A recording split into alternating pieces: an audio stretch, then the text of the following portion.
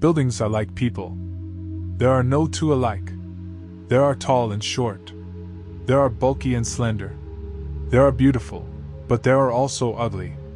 There are soulless buildings. And there are those that have depth, strength, and energy.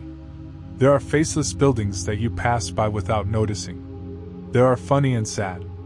There are famous buildings that everyone knows and recognizes. And there are ordinary, nameless buildings. They are all multifaceted. Each has its own destiny and history. Sometimes there are buildings that are remembered for a long time, almost for a lifetime. And they leave their mark in our memory. Some are remembered with warmth, and maybe a little bit of sadness, with a desire to meet them again, to be embraced by their walls. Others come to mind with a certain residue in the soul, with a taste of disappointment, or even rejection. Buildings built for the glory of God have a special, exceptional atmosphere and aura.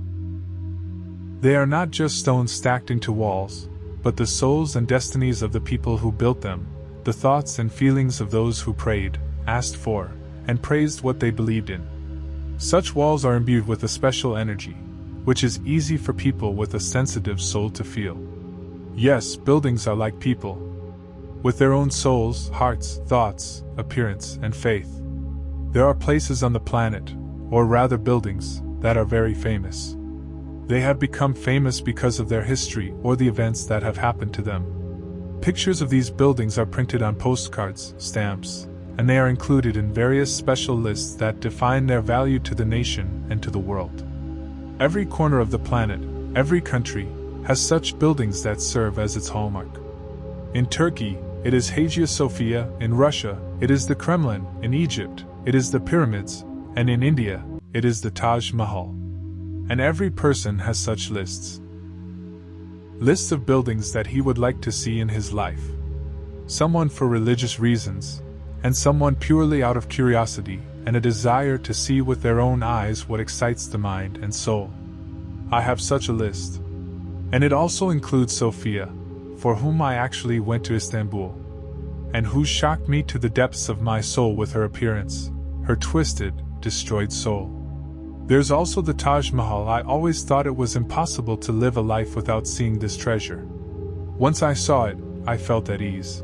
There is also the Cologne Cathedral on this list, so as soon as I managed to travel to Germany, Cologne became the first city on my list of activities for a day off from work.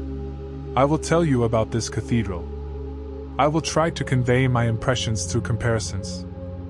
It's like a game of imagination. Sophia is a grave, a huge grave, disfigured by the numerous owners who have owned it throughout its long and unhappy life. The Taj Mahal is a cake, a huge, airy cake adorned with marshmallows. And the Cologne Cathedral is made of bones. Charred, sharp, human bones stacked in a tall building. Yes, buildings are like people. And the cathedral looks like a very old, very thin, emaciated person. Maybe it's not for nothing that it has such a look and gives such an impression. After all, they say that the devil himself designed it. I heard this legend even before I personally got to know Cologne. According to the legend, the architect of the cathedral could not complete the drawings for the future temple, and he turned to Satan for help. The man hurried over and promised to give the architect a building design in exchange for his soul. The deal was made, but the architect still saved his soul. Or rather, it was saved by his wife, who overheard her husband's conversation with the devil, in which they agreed that an exchange would take place with the first rooster. The woman herself crowed like a rooster in the morning, tricking Satan. He gave her the blueprint, but he didn't get her soul. This story led to another one. The devil, angry at being tricked, placed a curse on the cathedral, stating that once it was completed, the world would end. That's why the devil's construction, in the glory of the Christian God, is always in scaffolding. This building has never had a complete, finished appearance in its lifetime. Never, do you understand? And that's for all 775 years of his life. The first stone was laid back in 1248 by the Archbishop of Cologne, Conrad von Hochstaden. The wealthy city needed a cathedral that was as grand as the one in Frankfurt. Additionally, another Archbishop of Cologne, who had served Frederick Barbarossa as a military commander, had acquired a special relic, the remains of the three magi. A reliquary made of pure gold, silver, and precious stones was created specifically for these remains. An incredible treasure. And such a treasure required a special house, special walls, just as significant, just as grand and magnificent.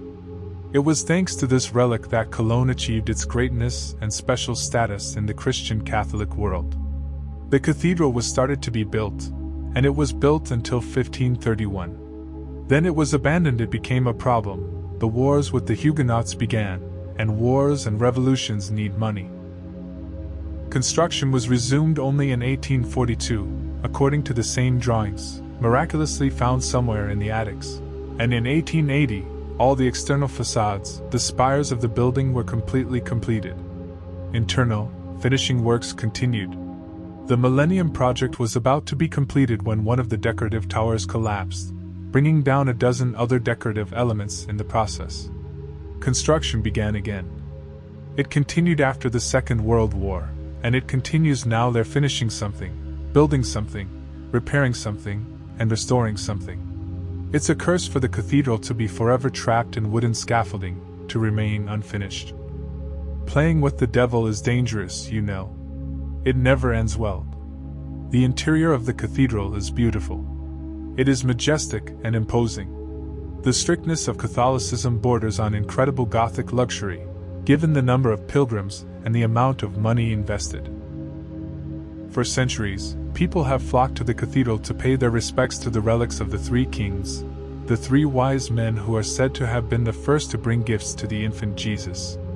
To house these relics, a unique reliquary was created, adorned with precious metals, stones, and pearls. It contains 3 skulls with golden crowns. The reliquary itself is placed in an altar in a special case made of armored glass. Another treasure of the cathedral is its stained glass windows, or else they are called Bible windows. These stained glass windows are the same age as the cathedral. They are unique. The glasses are made according to the lens principle, which makes them seem to glow.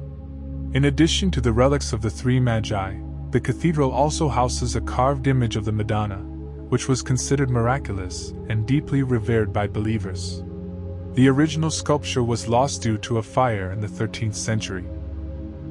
Subsequently, around 1290, an image of the Virgin Mary was created, which is still preserved today and is known as the Madonna of Milan. And finally, the main crucifix of the cathedral is the Hero Cross. This is a 2-meter-high oak cross, which is older than the cathedral itself. It is the earliest known image of Christ on the cross in the West, where Christ appears dead. In earlier images, Christ appeared alive. The first image of a crucified Christ in history, in a church designed by Satan himself, cursed by him, and with which the fate of the entire world and humanity can now be seriously linked. This is the profound irony and tragedy of a temple built of black stone, stretching its bony, charred hands into the blue sky. A temple where people pray to God, call for peace, ask for love, and seek help and spiritual comfort. Does God hear these prayers? Please subscribe. I post videos every single day. Please like it.